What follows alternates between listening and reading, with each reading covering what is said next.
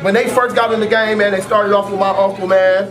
My uncle like a father figure to them guys. Like, you know, Southwest T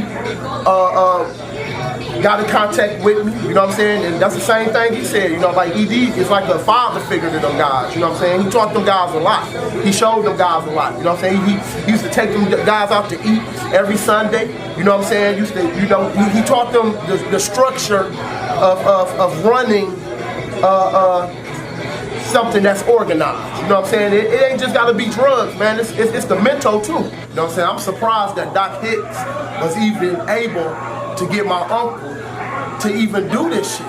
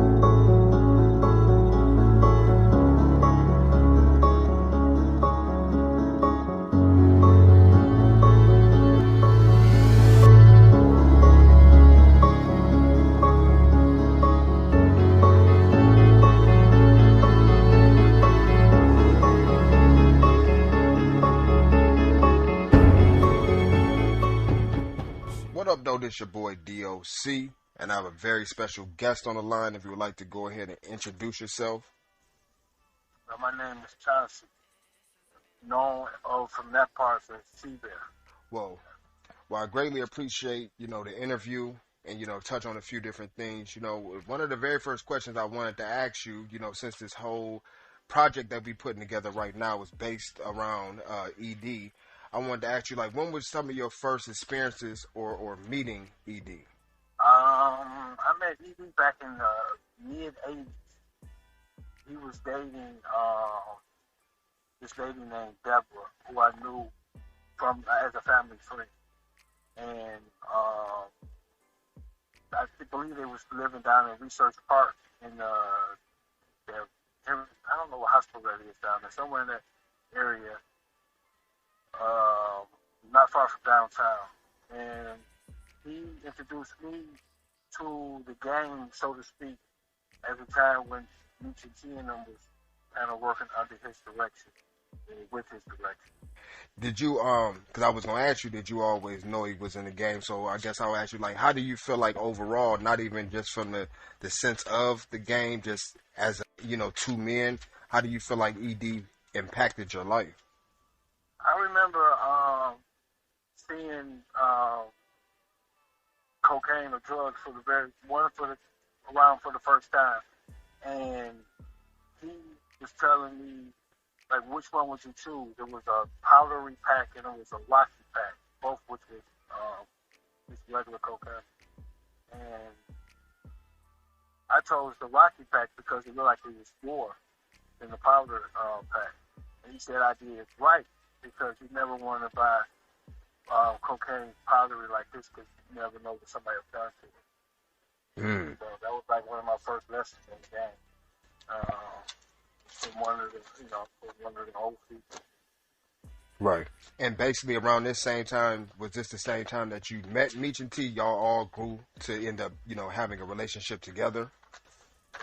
I met them around 85, 86, 87 era, and started to develop a relationship and friendship with them around that time.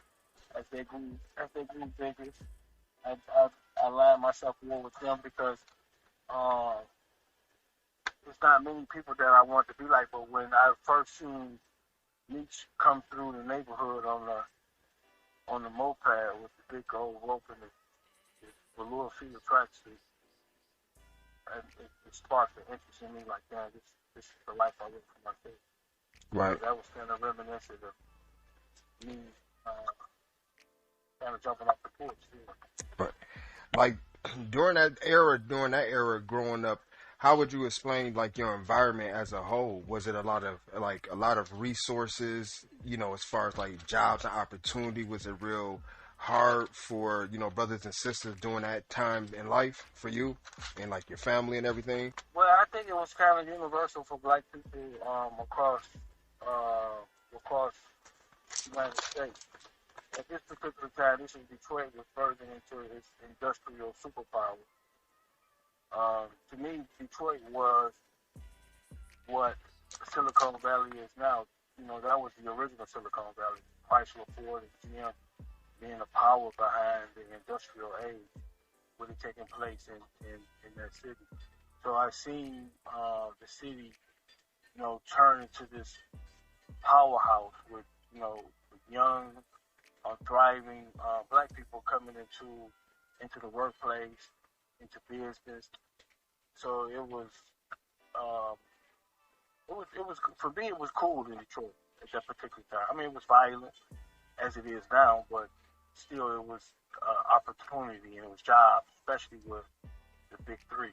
Was there any type of game that you may have learned from Edie that you still apply to your life to this day? Just, in general? Like I originally told you with the whole, even though I don't have nothing to do with that particular game anymore, but the skills that I learned from that to apply in business, he was very influential in his teachings and my learning. Exactly. Over the years, Meech and T and a lot of other individuals as well, and yourself end up being locked up in that particular indictment. I'm not saying it's the same indictment or anything in detail, but I wanted to ask, like, for a viewer that was listening, was there ever a particular time in your mind in life where it was a certain situation that got you to the point where you wanted to make that transition? Was it a particular situation that happened, or it just had to happen over time? What do you mean, transition to? Like leave the game or from the game? From the game, leaving the game. Oh, that happened when the indictment came. After the indictment came, we all went to prison, and so of course then there was no criminal activity taking place after that. Okay. And I go and do my time. I come home and start a new life. Right. Okay. I guess the only reason why I asked that, because it's been a couple people I've interviewed before, and I know everybody's circumstances is different. Sometimes it be a death in the family prior to maybe going to jail, or it just it's so many different factors of different things that may make a person maybe look at what they were doing and be like, no, I want to go the opposite direction, maybe because of after having kids or something of that nature. So that's that's the reason I was asking. So since, like, say for instance, like since that time, BMF as the three letters have became a legend, not only in the hip hop world, just in the streets in general.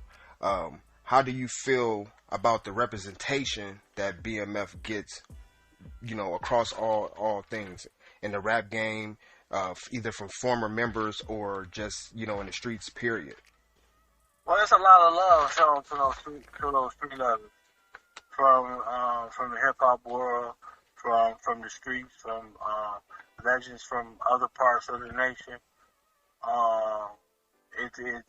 When it made Vanity Fair, I knew then that it was something much bigger or greater than what we thought it might have been, because it was regular everyday life for us. It wasn't like, okay, this is us, we did this and we doing that. It was none of that. It was just we living our lives. It was just a life that we lived, and a lot of people just took interest in that life, into our lives. Maybe because of the camaraderie or the love or the care that we extended to one another. But for me, it was just regular life. It was just regular everyday life, waking up and trying to make a difference. Right. That was it. Do you feel like since that era, do you feel like BMF has gotten exploited in any type of way? Oh, absolutely. Absolutely. I have a lot of things that I don't agree with. I just don't voice my opinion about it. There's a lot of things I don't agree with what people do and say. Because I look at it like this. We talking about two guys who gave their life to the game. and they both serving 30 years apiece. They have a mother, they have family, they have children, they have a sister that not benefiting from what other people are using to benefit theirs, so to speak. So the exploitation of the name and the disrespect that a lot of people, not knowing that they not purposely disrespecting. They don't, you know, they if you don't know, then you don't know. But I look at it as disrespect to screen those letters and try to profit and benefit when somebody's sitting in prison doing 30 years. Right. And you're not giving none of that resources or money, monetary value that you reap from that to them. You know what I'm saying? It's just it's just, you know, all due respect. Right. But to each his own. No, so I mean, I don't say anything about it. I just keep it moving and moving forward. And this is my first time ever having an interview or speaking about this ever. I have nothing bad to say about nobody whatsoever. I don't. People choose to live their life the way they want to live theirs. I live mine the way I want to live mine. Right. So I keep moving forward, and I look at it like that. It's not the greatest thing that's going to happen in my life. So I'm open to, you know, my life being much greater in the process in which it's going. Right. As far as being introduced to seeing that at this particular time we are doing a project, you know, based around ED. If it was one thing, you know, besides the actual, you know, the coats hanging in the rocks thing, that you wanted to add from your eyes towards his legacy, is there any standout things that you would want to like put out there for the people, the viewers that's listening, to get to know, you know, his character as a man from your position of the statue of, you know, of who you are? Well, I pretty much was a kid when I first met him. I was in my teenage years. I was in high school, early high school, and his whole swagger, his whole his vernacular, his whole way of doing business was very impressionable upon me.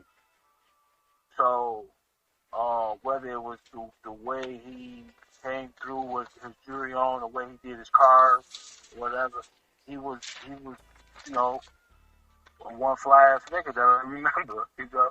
Right. So that was well, you know, some of the most impressionable part. But like I said, I was a kid, and as I grew older, I kind of, you know, moved into a different direction, and I didn't see him as much. I don't know if he went away himself. I'm not sure. But I just remember him being absent for a long period of time from that whole thing. But yeah, he was very impressionable with the swag and with the way he moved and And you know, to wrap this up, if it was any last words that you wanted to put out there for the people, you know, as far as a lot of times I like to ask individuals that I know that come from a real life and background, because I know on my channel we do attract not everybody, but a certain type of demographic of individuals that come in, and some people may be in limbo or their life of making certain decisions. Is there any type of guidance or game that you would give to individuals that's thinking about possibly getting in the streets, or they may be in a time in their life where they want to transition and leave? Is there any type of game or advice that you would give them? Oh yeah, don't go down that road. It's not working. Don't go down the road. But like I said, to each his own. Sometimes you have to learn by experience. Yeah. And so if they are, you know, choosing that path or that direction, I would tell them to be very smart with their money. Don't go give it to the jury man. Don't go pass it out to the car man. None of that. Keep your money. Save your money, because it will save your ass. Word.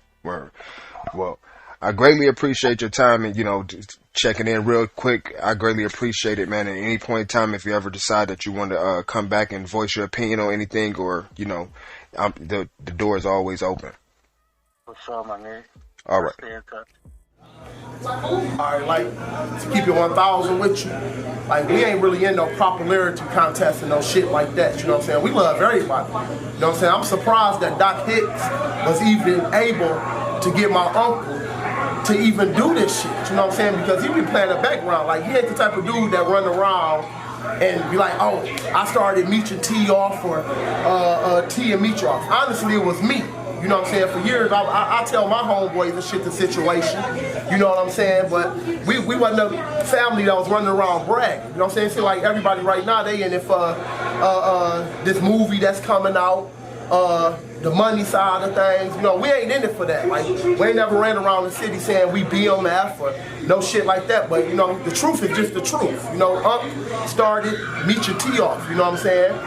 And that's what it is. You know what I'm saying? I've been around a lot of cats and listen to their conversation, and I won't say nothing. You know what I'm saying? I just be sitting to the side listening to their conversation. And as they talking about who started off with these guys, who first put them on, and I'm just be in my head laughing. So it just got to the point where it was like, man, it's just time for the truth to come out. So I went to you know what I'm saying? Said he'll do it, but he kept spinning this. And then the situation with Bleu Davinci, when did that interview with Bleu, like, to be honest with you, Bleu ain't did nothing to me either. Like, we ain't got nothing against him.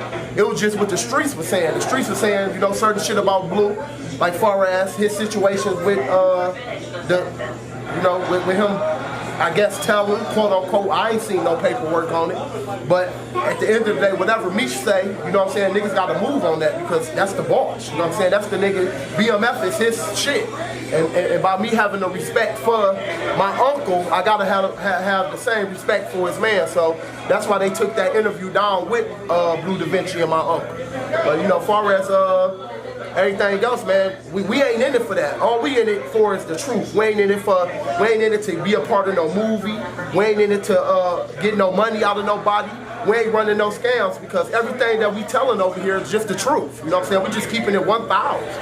You know what I'm saying? So that's what it is. But when J-Bo came down here, it was much love to him. You know what I'm saying? That's Meech man. You know what I'm saying? Anybody that's affiliated with Big Meech or Southwest T, I'ma fuck with them, because I'm not in the middle of the 263 BMF quote unquote wars. You know what I'm saying? I'm from ED era. You know what I'm saying? That's who I represent. And then on top of that, you know, by T and Meech being his mans, of course I'ma fuck with both of them. You know what I'm saying? So even Tony, you know what I'm saying? You know, I've been hearing stuff about her. I don't know if it's true or not, you know what I'm saying? She a sweetheart to me, you know what I'm saying? She cool as hell, she real as hell. That situation when people see me with 50 Cent. Southwest T, dog. And we Southwest T, you know how it go. We out here, we enjoying ourselves. Real shit. You know what I'm saying? She the one that got me next to 50 Cent, you know what I'm saying? So salute to Tony too. Southwest T, you know what I'm saying? He pop at me every now and again. He told me, you know, when his girl comes to the city, to look out for her. That's what I'm gonna do. You know what I'm saying? I'm not involved, or neither is 100 fam or my uncle. We not involved in the 263 BMF thing. I call our situation the real original side of things, when the place was beautiful. You know what I'm saying? The beginning is always beautiful. You can't have no ending without a beginning. And it just so helps that the beginning is my uncle. You know what I'm saying? But we not speaking on what he gave them. That's what he gonna speak on. I'm speaking on what I represent and who I looked up to. And that's my uncle. It's all love. You know what I'm saying? Shout out to all them guys. But at the beginning of the day, you gotta speak on what's the truth. You know what I'm saying? Without the truth, then it's gonna be fake. Then they come out here and have some fake stories. The world won't know the truth. So, you know what I'm saying? You know, when they first got in the game, man, they started off with my uncle, man. My uncle like a father figure to them guys. Like, you know, Southwest T got in contact with me, you know what I'm saying? And that's the same thing he said, you know, like ED is like a father figure to them guys, you know what I'm saying? He taught them guys a lot. He showed them guys a lot, you know what I'm saying? He used to take them guys out to eat every Sunday, you know what I'm saying? He taught them the structure of running something that's organized. You know what I'm saying? It ain't just gotta be drugs, man. It's the mental too. You know what I'm saying? But of course, yeah, back in them times, man, them boys was getting to it. You know what I'm saying? So shout out to all them guys, you know. But far as anything else, man, that's all that we trying to represent. We not in it to dislike nobody or even like nobody. Because at the end of the day, man, it's about Big Meech and Southwest T, man. And they from Detroit, they from Southwest Detroit, man. And all we doing is trying to represent the real and give the world the true story. You know what I'm saying? If y'all notice all them other documentaries and shit, they the same documentaries that's just getting told in a different way. Even my man Dex, you know what I'm saying, Sauce Money, you know what I'm saying, that's a real guy. He been knowing my family, you know what I'm saying, since I was a kid, you know what I'm saying. Salute to Sauce Money. Salute to the Conspiracy, his book, whatever the name is, Conspiracy, the Blueprint to Conspiracy, you know what I'm saying? I respect everything he's doing because he got paperwork behind it, you know what I'm saying? But just because he got paperwork behind it, the people that I have ran across, that don't mean I dislike them, because we wasn't involved in the shit that went on in California, Atlanta, you know what I'm saying, Texas, you know, wherever they was moving at, that wasn't our chapter. You know what I'm saying? It's like a book. We the beginning of the book. You know what I'm saying? And to get to the end of a book, you have to understand the beginning. So the beginning is just us. So that's what we standing on. We just standing on what this shit is. My uncle gave them the name 50 Boys. You know what I'm saying? All that shit. When y'all seen Dex or Sosa over at that house, standing in front of that house, that's my grandmother's house, man. That's the house they used to come to meet my uncle. You know what I'm saying? My uncle didn't live there, though. So in this documentary, y'all gonna realize and understand who house that really was, why they was going to that house, and shit like that. You know what I'm saying? But my uncle didn't live there. That was somewhere where my auntie, my mother, my grandma, my cousins, uncles, you know what I'm saying, that was somewhere that we chilled. My uncle just stashed that bag over there during that time. So you never had that work land where you had your head at. So he never had all his work at the place that he was at, which is Soliet. So he had that bag over my grandmother's house. You know what I'm saying? And if you look at the details of it and look at how smart he was, he kept it around, he kept it in a place where it's always somebody there. You know what I'm saying? My grandma's house was like the party house back in the 80s, early 90s, and shit like that. So all these tunes, like Dexter Sosa, like Sosa said, all the shit that dude, when I say dude, I'm speaking upon Meech and T. You know what I'm saying? All the stuff they learned, they had to learn some shit from the beginning too, to take that shit with them. You know what I'm saying? But as far as the role model and the person that I grew up admiring, it was ED. You know what I'm saying? That was the nigga that taught me a lot of things, how to think out here, how to move out here, how to build out here, how to you know, have some type of common sense about this shit, you know what I'm saying? Like right now we just running the record label and it's doing quite well for us, you know. We got a lot more things to do, but all them type of things is what I learned from my uncle. So we ain't here to get no brownie points off of Big Meech or Southwest T, but I'm letting y'all know, man, we love them guys. Them guys mean a lot to our family, and I'm sure we mean a lot to them. And you know, everything 100.